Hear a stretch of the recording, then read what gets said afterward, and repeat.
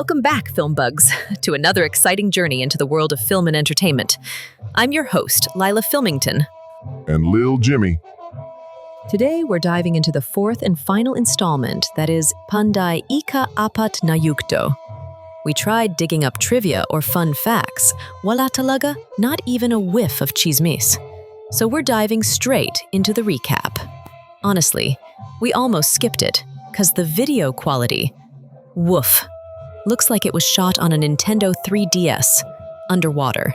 But fear not, we've patched in some cleaner clips to help guide you through this pixelated haze. It even took a while just to find the movie. I'm starting to think we should just cave and get that TFC subscription. Do they even air these anymore? Let's roll.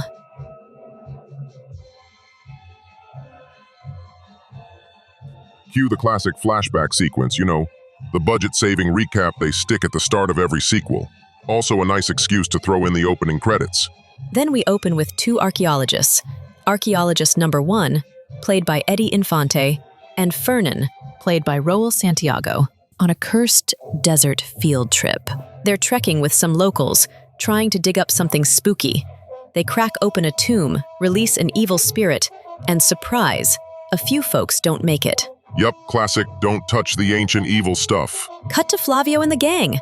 Lando's all grown up, like full-on leading man height. He's asking for love advice when villagers interrupt with some grim news.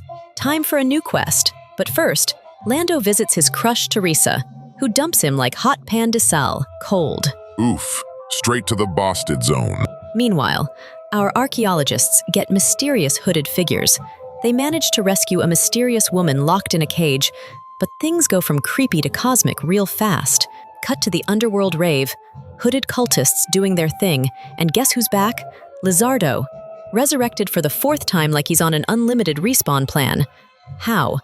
Well, the quote-unquote archaeologists opens this ancient iron door, unleashes some suspicious trapped green mist, Lizardo, few people consumed by it, and boom, that's enough energy for Lizardo to respawn in full villain glory. Like a cursed VHS, just when you eject him, he rewinds himself and plays again. Then Lando gets attacked by a manananggal. But wait! Another one swoops in and fights it off. And plot twist, the second manananggal is Teresa. And other was her mom or aunt, somewhat related. She tells Lando the truth that she loves him, then dies in his arms. Poor Lando. Flavio comforts him. Then we meet Torne and Chideng, played by Marianne de la Riva, new characters, looking for food in an abandoned village. They get chased by ghouls, but Flavio saves the day. Torne's the new kid. You can tell because he's always hungry and getting into trouble. Lando 2.0. Tata Temio finds a hidden path to a beach. Meanwhile, aliens. A literal UFO descends. Silver alien steps out while the cultists fanboy all over him. So now it's Panday versus aliens. Back to the gang. Flavio's tracking the missing kids. He finds them, fights off some masked Spaniard-looking group, and Lando gets his action moment with some real-deal sword skills. Then we get this beachside scene with Flavio and Chideng. She's clearly feeling something. No kissing, just a soft hug and longing gazes. Also, yes, they recast his love interest again. New movie, new love interest. It's practically a Panday tradition at this point. Quick heads up though, the video quality was rough and the audio wasn't much better. So aside from the usual suspects, Flavio, Lizardo, Lando, we're not 100% sure who's who. If you've got a cleaner copy and know the character names, help us out in the comments, yeah? Alright, back to the recap. Suddenly, they're chased by tribal alien warriors. They escape through a portal. Flavio blasts the leader. Chaos erupts. He tells Tata Temio to protect the kids while he handles business. Lando and Torne go on an adventure, of course. And like clockwork, they get attacked by vampire/zombie ladies, their arms stretched out like classic zombies. They reused that monster template like it was a school project. Meanwhile, Flavio revisits a familiar place. Remember the old wizard from movie 1?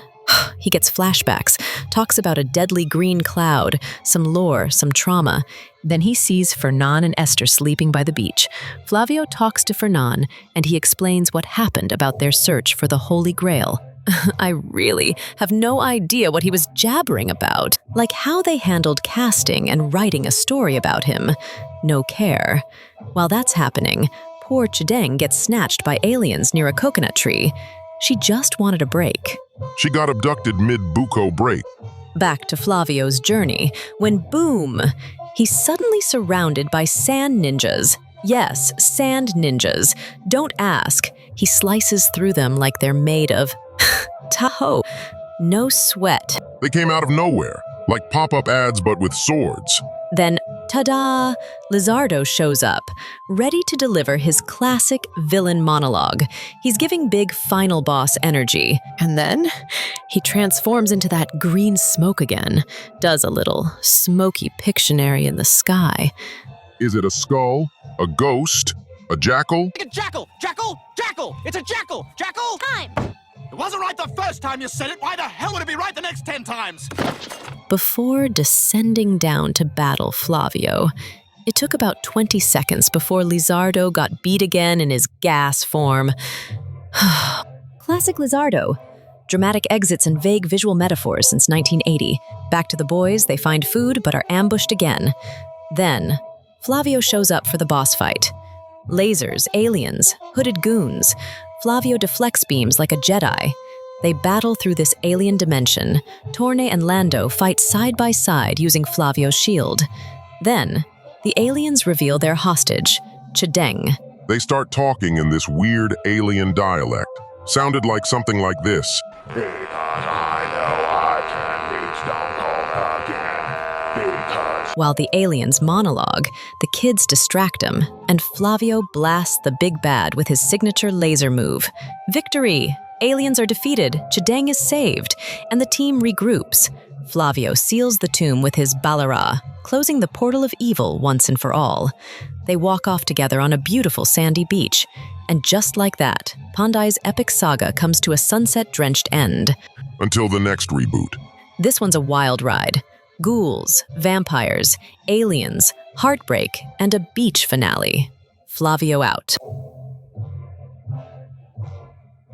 That was both sweet and bittersweet. The final chapter of the original Panday saga. We all know what comes next. We covered it too. Links up there or down in the description. I get why this ended the tetralogy. Even though they left Lizardo's fate hanging, or should I say floating a green smoky fart, this film just didn't hit the same. Probably the least loved of the four. FPJ clearly had bigger, shinier projects ahead at the time, and honestly, you can feel it. The story was all over the place. Scenes flipped so fast it's like narrative whiplash. 1 second, it's Lando's love story. The next, it's space aliens. Then we're back to the vault again. My brain turned into green smoke and floated out the window. It was nice seeing Bentot Jr. all grown up though. Got a love arc. Even if she turned out to be a manananggal and died 30 minutes in. Tragic, but peak 80s fantasy cinema. And yes, they doubled down on the alien plot from Part 3, which honestly I never loved. They should have gone all in on Lizardo as the final boss, not just poof him away in green mist like some afterthought. Would have been a way better send-off to our favorite villain. Feels like the magic was wearing thin. Or maybe FPJ's heart just wasn't in it anymore. Still, it's been a fun ride. If I had to pick one favorite, easy, the first Panday. The monsters felt more rooted, more Filipino. The aliens, not so much, just felt cheap and out of place. Would I rewatch this one? Sure, if they ever remaster it like the first two. This version's floating around Bilibili, by the way. Make sure your VPN's set to Asia or you're out of luck. Final rating. 4 out of 10. Could have gone without, but yet grateful to have it. But still, thank you for joining us on this mythical, metal-clanging journey. Footage may be crusty, but we did our best to guide you through. Like FPJ, we're ready to move on. Maybe to other FPJ films. There are plenty that deserve a spotlight. Preferably ones without space lasers, please. And that's it, friends. All clips that are used in this episode are owned entirely by the copyright holders. FilmBug makes no claim of ownership and simply uses the footage for purposes of education, commentary, and criticism under fair use. Smash that like button, drop us a comment, Subscribe and don't ghost us. Ring that bell for future hauntings. And hey, if you're feeling extra generous, bribe us with Patreon love. Appreciate you being here for our video. Your support fuels our passion, and we're eager to share more thrilling content with you. Stay with us, film bugs, and until next time, this is Lyla And Lil Jimmy, signing off.